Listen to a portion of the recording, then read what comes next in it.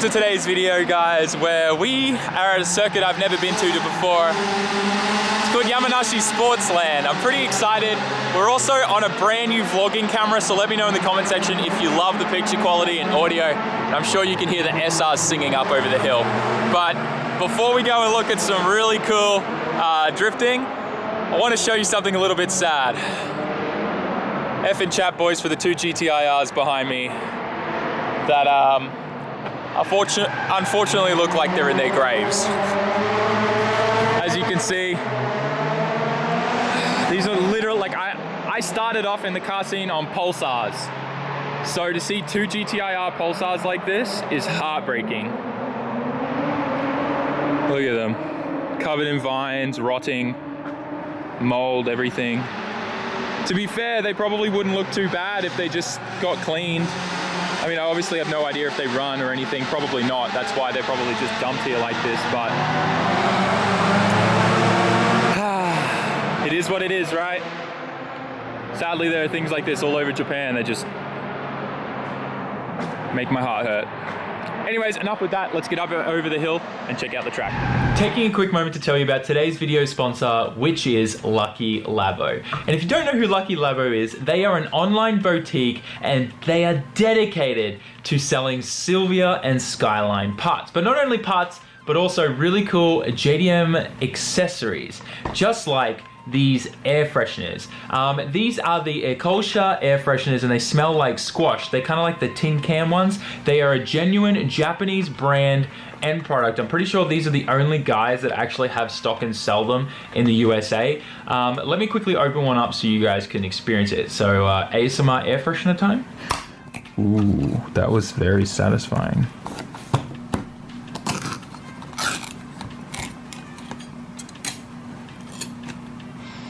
Oh my gosh, that smells amazing. It smells like Japan and Bosozoku.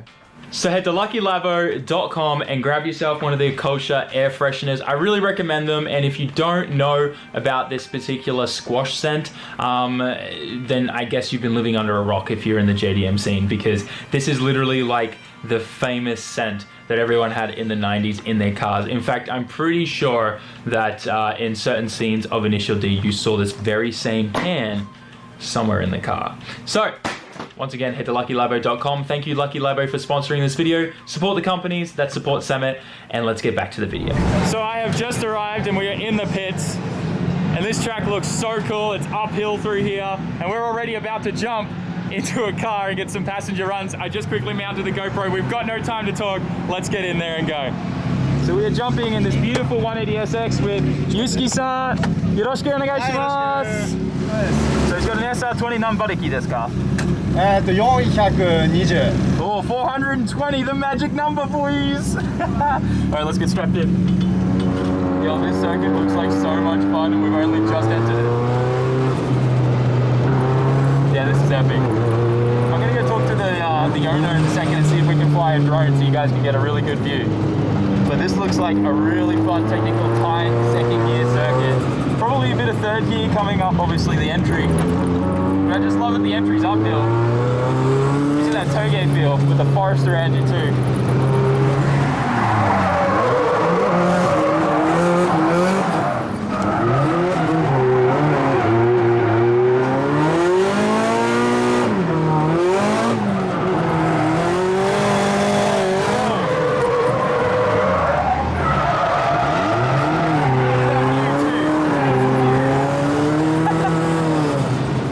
Such a cool little circuit. We're definitely coming coming back here to drive, boys.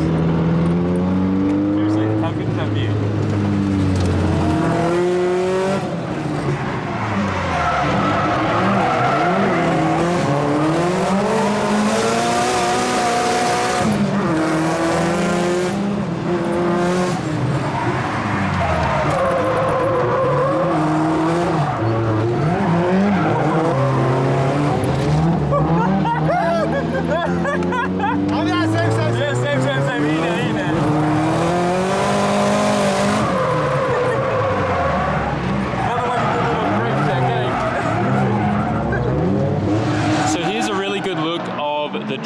From the top of the tower we're in right now, you get a really good look at this bottom corner here. Nice little downhill section that comes into this to the straight, and as you can see, that's where you want to go as fast as you can and get that nice big entry to come around there and down through this section here. There's definitely some interesting cars out at the moment. This circuit really is something cool, hey. It gives you this whole, like, not only, like I said before when we were on the track, it kind of gives you a toge vibe, but not just that, it also gives you like kind of a ski lodge vibe. Just the way like these buildings are built and stuff with all the timber and stuff. I don't know, it feels like I'm at like a little ski resort, but burning rubber and bitumen. It's kind of cool. It literally, I need to show you when we leave this place too, but this place is literally like built in someone's backyard. Like, I'm not even joking. It's very cool. And this is the entry and exit out of the track too. So you ain't getting trucks through here, only cars. And it really reminds me of the Higashi Ebisu tunnel. This Chaser looks sick. Sorry, Mark II, my bad boys, don't get mad at me. Chaser X100, same thing. This beautiful green S15 with the Yashio factory rear wing and a whole bunch of other Yashio factory parts. A lot of carbon fiber on the car too. Is owned by no other than Kazuma Yasuyuki. Really cool dude. He's big in his SRs and S chassis too. And this is actually his event today, so pretty sick. Gonna get to see him drive in a little bit. It's really cool to actually see his car and just how much of an SR tuner he is as well, but he obviously is using a lot of Yashio factory parts as well, which is pretty sick. This guy's going at it.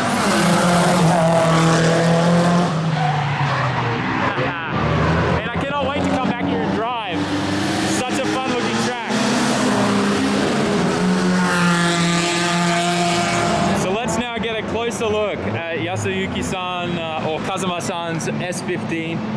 And I love how simple it is and the attention to detail on so many small things. For instance, he doesn't use any tie laps on his bumper. You can see he's using those press lock plastic pins, including on the side here. Instead of using tie laps here, he's drilled 2 holes, made a piece of carbon fiber, and used 2 of those locking pins too. And it just makes the car look so much better in my opinion. And it's probably gonna act the same way. Like, a lot of the reason why we use tie laps is so when we hit the front bar, it just kind of pops off and doesn't get destroyed. This will probably do the same thing. And looking into the engine bay, he's got some really cool stuff here. All this information written about the car. He's using like an alloy tape and like engraving it in. Very cool. Not sure the camera can focus on this stuff. There you go. So Yashio factory radiator. He's running a HKS. The GT3 turbo by the looks of it, the new one, using their cast manifold, which is one of the manifolds that I need. Stock intake manifold, R35 GTR injectors, very basic setup. I'm pretty sure there's a 2.2 litre stroker SR as well. So very, very nice setup. I love that with his angle kit here, so he's using solid billet caster arms. I think those are actually Voodoo arms from the States, which is very cool. Overall, a really cool, aggressive looking S15. Yashio factory rear wing, the same wing that's on my car. I know a lot of people don't dig this look, but I love it, man. It looks so good. And the Yashio factory rear tail lights as well. Overall, a really nice looking S15. Interior is stripped out, but not too much, just to the point where it's nice. It's got a nice halo seat here as well. Very nice, simple setup for a lot of fun. dig this a lot. Obviously not running an airflow meter. He's running, I believe, an FCON Pro, so HKS FCON ECU. But still just simple and cool, right? I love it. Carbon fiber doors, carbon fiber hood, carbon fiber trunk. And he painted the car himself. Nice matte green, sorry. Can't even speak right now. He's also got the Perspex. Oh, there you go, there's the Voodoo sticker. Yeah, they were Voodoo arms then. He's got the Perspex quarter glass as well, which cuts a lot of weight out. Very cool car. I figured we'd do a little bit of a pit walk and see what else is in here. We got this really nice Mark II that's about to head out. We'll probably get some footage of that. Some sick looking 180s. Nice S14. What's this guy doing? I'm confused. This thing's front wheel drive, isn't it? All right. Pretty cool looking 180 with an S15 front. Not bad. S14. Hachidok. 180SX. Looks like this thing's got some cool stuff going on in here. Nice. I don't mind the yellow padding on the cage. Hey, 1J non-VVTi. Not bad at all. Very clean, simple looking swap. Running a Borg Warner. And one thing that you may be surprised about, let's see, is this Borg Warner? Yeah, this Borg Warner is an oil only turbo. A lot of guys in Japan prefer to run oil only turbos, the journal bearing old school type. Helps with like water temp management and stuff. This 180 is pretty sick. Loving the carbon fiber hood. Who makes that? Origin, that's right. It's pretty cool. Wait, did I just completely ignore the fact that that's actually a 240SX left-hand drive? How did I miss that? That's cool. There you go. Lovely old grid logo on the door cards. Not bad. One via. And then back here, there's some other cool cars. Oh, let's get a look at this Mark II. This S15's pretty cool too. The kind of like, I don't know what you call it, but it's like a jet fighter kind of style where they paint the car like this and do like the little rivets on it. Not sure what the official name is, but very cool. Running a sequential, so Simona's sequential. This is a pretty serious car then. You don't see many guys rock up to the track with a sequential in their Mark II. Very cool. Running in a Pexi Power FC. I'm not gonna lie, I kind of dig the hole in the hood a lot. Pikachu down there. Got a rubber duck. Another one back there. That's cool. It's the little things, right? Nice aftermarket turbo. Wastegate out the hood. I love that. Big ready. I love that he still went for a low mount too. Very cool. Another really nice Mark II here. And a Zenki S14. Man, that is cool. I think I need to buy a Zenki at some point. All right, I need to stop talking about buying more cars before I fix some of them. Chaser, Mark X, I guess, Mark 10, whatever you want to call it. Is that what they are, like the Mark X or whatever? I don't know if that represents a 10, I'm just assuming it does, because of the iPhone 10, right? Nice Hachidoku, pretty cool. Not bad. All right, let's get up to the tower and see what these guys are doing.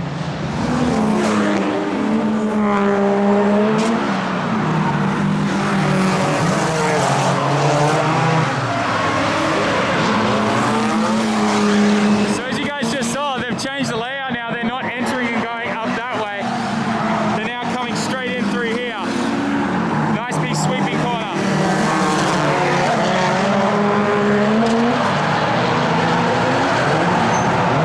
Very cool.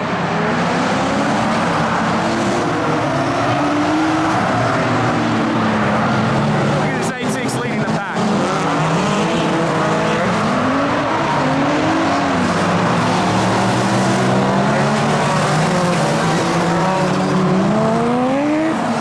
Definitely looks like a little bit of chaos. They even got a nice little food van here. So of course, I had to get myself a nice meat stick. I could have asked him what meat this is, but I prefer the mystery, so itadakimasu. That is so good. Oh my god. They're letting all the big guys out. Yeah, that chaser sounded beautiful. So all the good guys are out on track right now. Let's see what kind of stuff they get into. Oh, this thing's out too.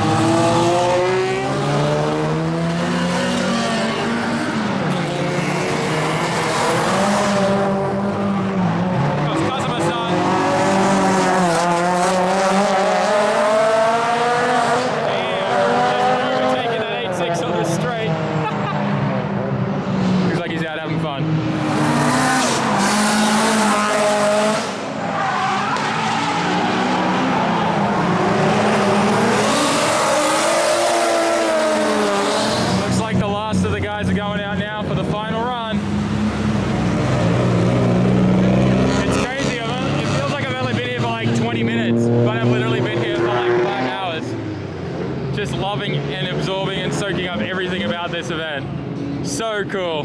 We definitely need to come back here. And it's really not that far. I think that's Nadaka-san. She's a D1 driver. D1 lights. Very cool car. Nice Mark II. Had a quick check to Nadaka-san. She's letting me in. Yoroshiku onegaishimasu. 1J, 400 horsepower. Gonna be a bunch of fun.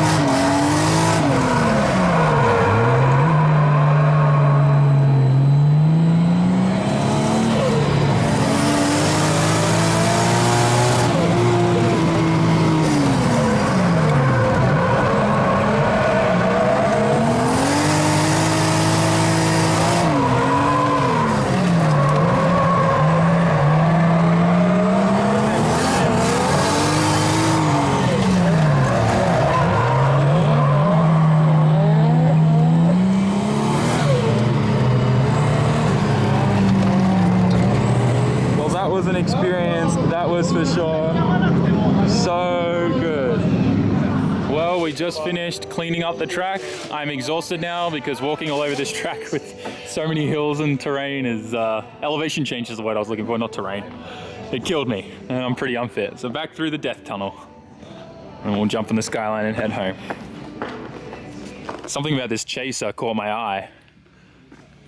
External wastegate port on the side of the fender.